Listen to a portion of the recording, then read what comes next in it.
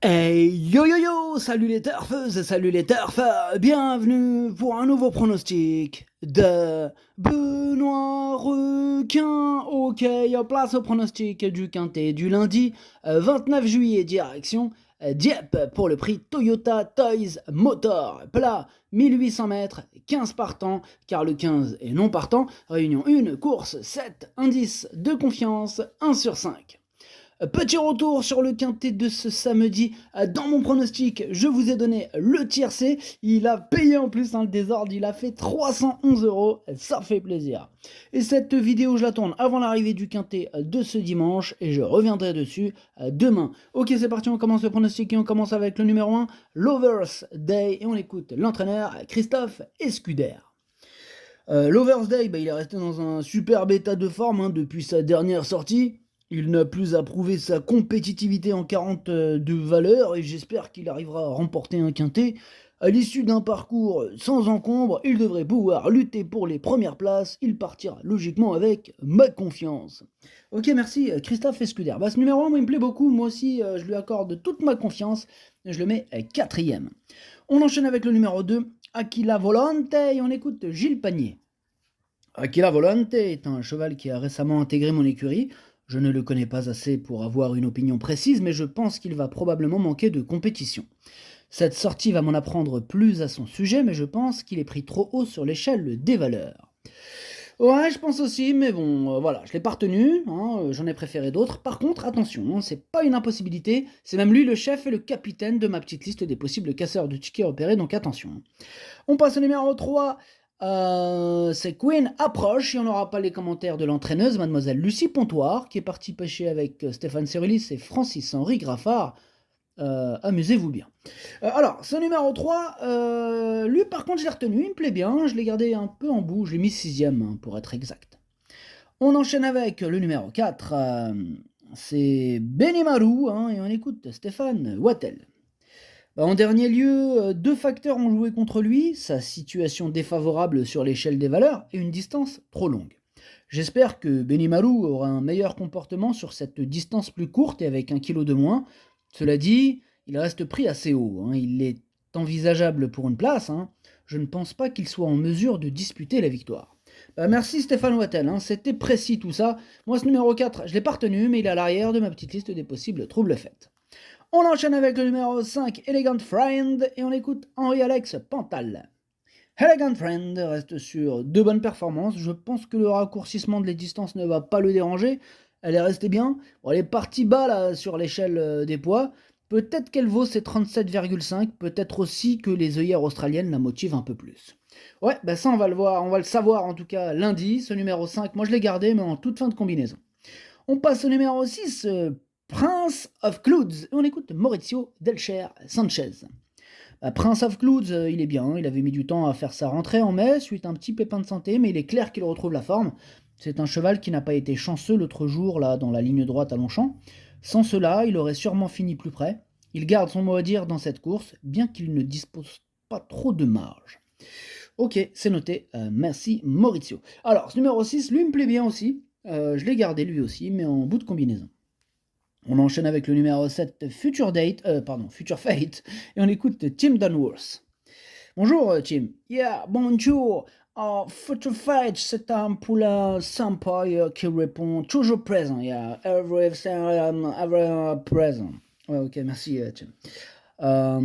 En dernier lieu, il s'est bien comporté dans un lot de bonne facture.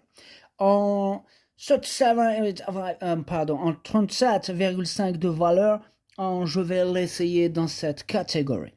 Il a maintenant un brin d'expérience, même si on raccourcit un peu la distance, il devrait pouvoir bien se défendre. À cette valeur, il doit avoir luck, une chance. Sorry.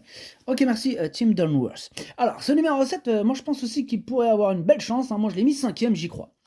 On passe au numéro 8, 6 concertations. On n'aura pas les commentaires de l'entraîneur, toujours le même, Francis-Henri Graffard qui est parti pêcher avec ses amis. Amusez-vous bien tous les trois. Ce numéro 8 fait partie de mes préférés, j'y crois dur comme fer, je l'ai mis 2ème. On passe au numéro 9, One on the Clouds, et on écoute Henri-Alex Pantal, encore et toujours. Bah, On the Clouds, il reste sur une mauvaise performance à la test. J'ai besoin de savoir pourquoi. C'est aussi un premier handicap, donc il faut voir ce que cela donne. Et oui, donc on baigne dans l'inconnu avec ce numéro 9. Moi, pour ma part, j'ai pas pris le risque, je ne l'ai pas retenu. On passe au numéro 10, Star of the Night, le roi de la nuit, la star de la nuit si vous préférez. On écoute Paul de Chevigny. Battu de fort peu lors de son premier essai dans un gros handicap, malgré une pénalité, Star of the Night vient de jouer de malchance dernièrement, ne pouvant s'exprimer tout au long de la phase finale. La pouliche est donc rentrée peu éprouvée, et j'espère que cette fois elle pourra montrer tout son potentiel. Jugée sur son avant-dernière tentative, elle dispose d'une belle carte à jouer. Elle dispose d'une belle carte à jouer, nous dit Paul de Chevigny, en tout cas je le pense. Moi ce numéro 10 fait carrément partie de mes préférés, je l'ai carrément mis 3ème, donc évidemment je le pense. On passe au numéro 11, Mélango, et on écoute Fabien Jolivet. Mélango est bien, je pense que s'il bénéficie d'un bon parcours, il devrait prendre une part active à l'arrivée, une place est à sa portée.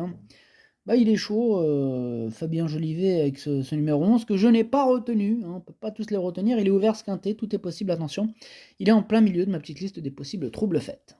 On passe au numéro 12, c'est Intizar, et on écoute Michael Delzangle. La dernière fois à Lyon-Paris, pour son premier handicap, Intizar n'a pas si mal couru car son très mauvais numéro à la corde nous a un peu contraint à le monter assez loin. Je le pense compétitif pour disputer l'arrivée de ce quintet. Je le pense aussi, mais bon, il a fallu faire un dur choix, c'est lui mon gros regret, c'est lui mon cheval de complément en cas de non partant, attention possible, cassage en vue. On passe au numéro 13, Starzofal, et on écoute Mario Baratti. Bonjour Mario. Mario. Si, ciao. Écoutez, la seule chose que je peux lui reprocher est de ne pas avoir encore ouvert son compteur de victoires. Hormis cela, Starzofal, il fait toutes ses courses, mais il échoue à chacune de ses sorties de peu pour le succès. Sa forme actuelle est excellente, d'autant que dernièrement, il n'avait pas couru des mois sans courir. Je préfère les voir en bas des premières épreuves avec un petit poids. Donc tous les feux sont ouverts. Tous les feux sont ouverts, nous dit Mario Baratti, on le remercie. Ce numéro 13, c'est lui mon préféré. Tous les feux sont ouverts. Attention, il peut faire très mal, moi je l'ai mis en tête. On passe au numéro 14, Carlston, et on écoute Christophe Escuder. Arrivé à l'écurie suite à sa rentrée, Carlston il m'a de suite fait plaisir puisqu'il s'est imposé à Aix-les-Bains. Alors certes le lot il n'était pas le même que ce lundi, mais il y a mis la manière, il a travaillé très bien le matin. Dès lors, je ne sais pas s'il sera compétitif en 34 avec si peu d'expérience, mais il va être intéressant à suivre en pareille compagnie. Ok, merci Christophe. Ce numéro 14, pour ma part, je ne l'ai pas retenu. On passe au numéro 15, on l'avait dit tout à l'heure, il est non partant. Donc on termine direct avec le numéro 16, c'est Mon Flamand, on écoute Alessandro Botti. Bonjour Alessandro. Si, ciao. J'aurais préféré le voir dans la deuxième épreuve. J'espère que le terrain va rester bon. Mon Flamand, il a l'air bien. Il a l'avantage de ne porter qu'un petit poids. Il sera piloté par un bon jockey. J'espère qu'il pourra confirmer sa forme et être dans les 5 premiers, mais cela ne sera pas évident car le lot il est plus relevé que les dernières fois.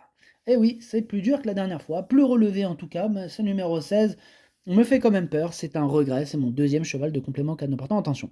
Le pronostic de... Ouais, je l'ai dit, c'est bon. Le pronostic ça donne 13, 8, 10, As, 7, 3, 6, 5. Merci d'avoir suivi cette vidéo. N'hésitez pas à mettre un pouce bleu si la vidéo vous a plu. Pour accéder à tous mes tickets pour la course du quintet, rendez-vous directement en description de la vidéo. À jouer avec modération. Bonne chance. Chopez-le moi. Ciao.